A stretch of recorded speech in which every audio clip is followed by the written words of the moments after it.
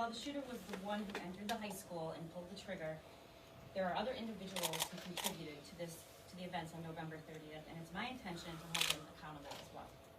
It's imperative we prevent this from happening again. No other parent or community should have to live through this nightmare. I have shared previously, and I will reiterate today, that gun ownership is a right, and with that right comes great responsibility. Based on the information and evidence I have received, today I am announcing charges against the shooter's parents, Jennifer and James Crumbly. The charges are as follows. James Crumbly is charged with 4 counts of involuntary manslaughter. Jennifer Crumbly is also charged with 4 counts of involuntary manslaughter. I will now publish the details that led to that decision and have already previously been made public, which allows me to comment on them, and a swear to that has just taken place in the district court by Officer Timmons, Detective Timmons.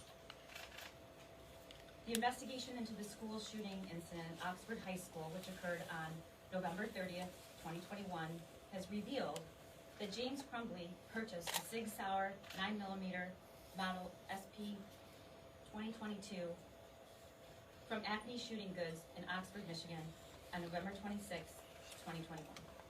A store employee confirms that Ethan Crumbly was present with James at the time of the purchase. Per statute, James Crumbly completed ATF Form 5309A. On or about November 26, 21, Ethan Crumbly's social media post revealed photos of the semi-automatic handgun, along with the caption, "Just got my new beauty today," including an emoji with hearts. Sig Sauer 9mm. Any questions I will answer, end quote. Subsequent to the purchase of that weapon, one of Jennifer Crumbly's social media posts on about 11/27/21 read, quote, "Mom and Sunday testing out his new Christmas present," end quote. On November 21st, 21, a teacher at the Oxford High School observed Ethan Crumbly searching ammunition on his cell phone during class and reported the same to school officials. Jennifer Crumbly was contacted via voicemail by school personnel regarding that son's inappropriate internet search. School personnel indicate they followed that voicemail up with an email but received no response from either parent. Thereafter, Jennifer Crumbly exchanged text messages about the incident with her son on that day, stating, quote, "LOL, I'm not mad at you. You have to learn not to get caught," end quote. On November 30th, 21, the morning of the shooting, the next day, Ethan Crumbly's teacher came upon a note on Ethan's death, which alarmed her to the point that she took a picture of it on her cell phone. The note contained the following: a drawing of a semi-automatic handgun pointing at the words, quote, "The thoughts won't stop, help me," end quote. In another section of the note was a drawing of a bullet with the following words above that bullet, quote, "Blood everywhere," end quote.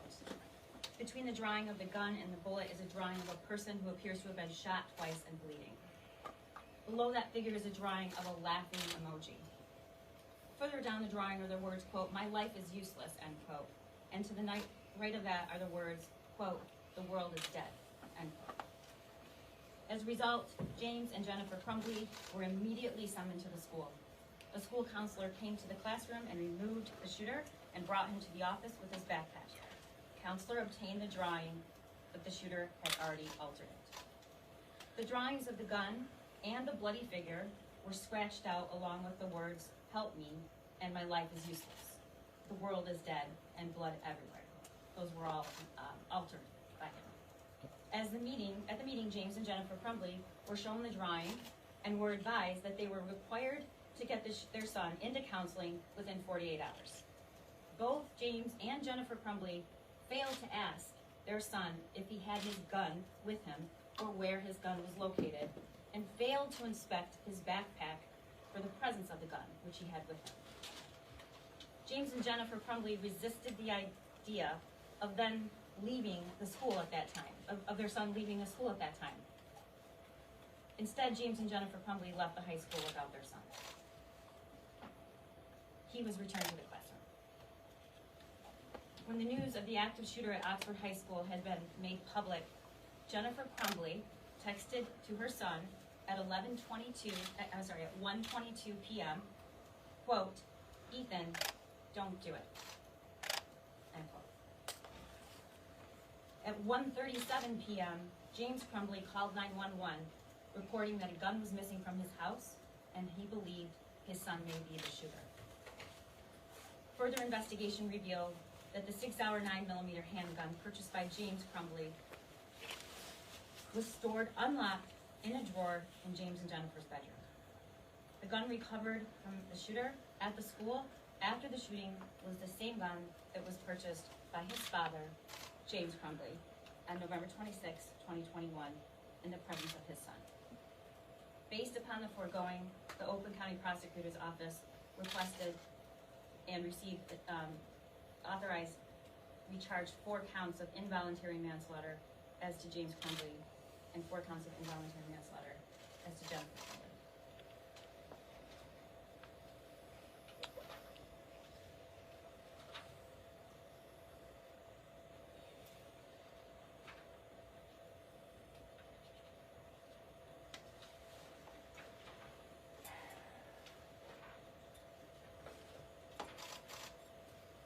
I want to be really clear that these charges are intended to hold the individuals who contributed to this tragedy accountable and also send a message that gun owners have a responsibility.